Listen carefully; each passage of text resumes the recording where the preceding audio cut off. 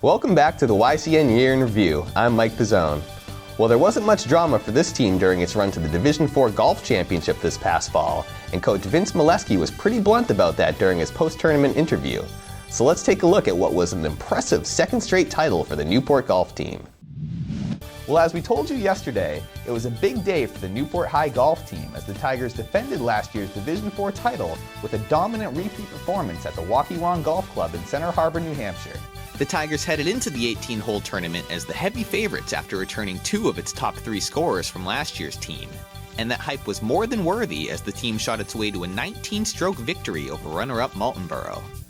And as expected, it was seniors Dawson Campbell and Cameron Guibo who ran away from the field, with Campbell posting the low round of the day at 77 and Guibo coming in just behind at 78. From there, Gabe Edwards, Brandon Whalen, and Kyle Fish held up their end of the bargain and posting an impressive team score of 354. Newport's neighbor in Sunapee also fared well in the Division IV competition with a 4th place overall finish for the second straight year, while in Division III, it was the Fall Mountain Wildcats who shot their way to a runner-up finish with a 340, 19 strokes behind Division III champs Bow. YCN News got the chance to speak to the day's low scorer in Division IV in Dawson Campbell before also catching up with Newport coach Vince Molesky. It's a pleasure to call up the champions of Division IV 2015 of Newport High School.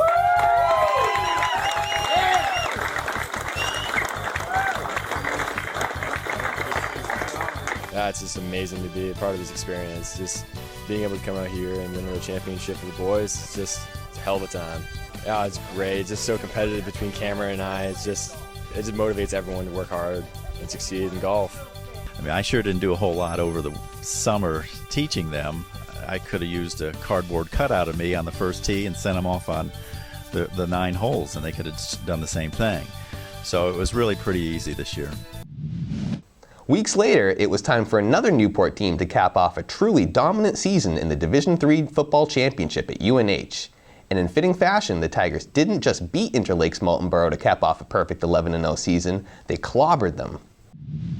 Well, it was a perfect day for championship football yesterday, and the top-ranked Tigers were up for the challenge, capping off an undefeated season with the program's 6th title.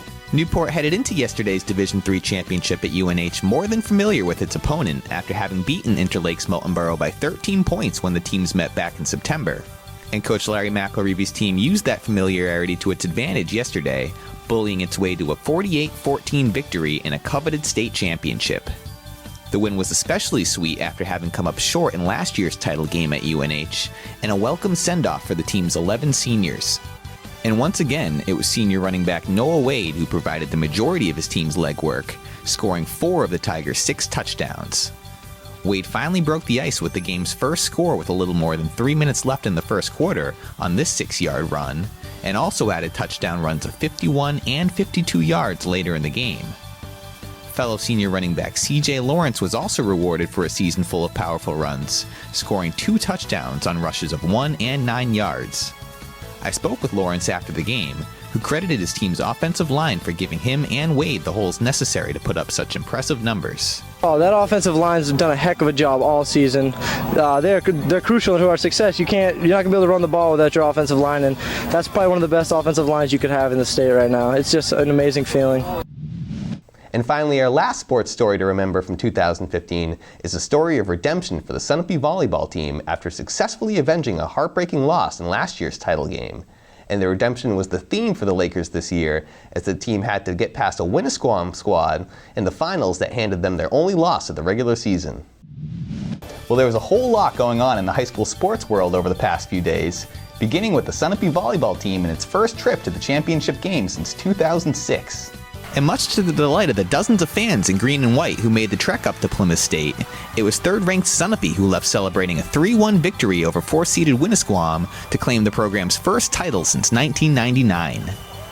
And unlike the Lakers' previous 18 games heading into Friday night's championship, it took 4 sets for Coach Tom Rainey's team to claim the victory, with wins in the first, third, and fourth sets. The victory also avenged Sunapee's only loss of the regular season when the team was swept by the Bears back in September and rounded out an impressive 19-1 overall record. The win was especially satisfying for the team's 5 seniors in Katie Titus, Haley Emery, Laura Sullivan, Rachel Malanga, and Abby Palin, who all headed into the season eager to erase memories of 3 straight losses in the semifinals. And the team was given a well-deserved escort back into town after Friday's victory, as members of the Sunapee Police and Fire Departments greeted the team's bus for a victory lap around Sunapee Harbor.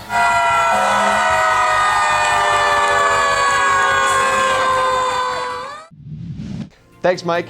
And with that about wraps up our YCN 2015 Year in Review. Now, did you miss part of the show or simply just want to watch it again?